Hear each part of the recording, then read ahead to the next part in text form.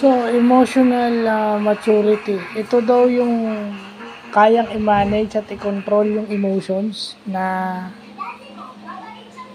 na iniintindi yung kanyang emotions, no? Binavalue yung emotions. Ibig sabihin, pag naiintindihan mo, binavalue mo.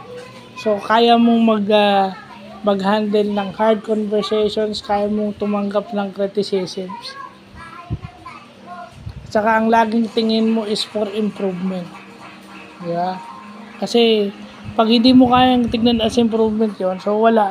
Itong mga ito, dapat binablog din natin to dahil hindi lang ito para sa trabaho, kundi para din ito sa bahay o sa lahat ng mga taong nakakasalamuha natin. Pag pinag-uusapan ng social aspect, kailangan mo ng emotional maturity. So, laging kasama yan. Anything that concerns the social aspect, kailangan dyan emotional maturity. Yun na ngayon, empathy, di ba?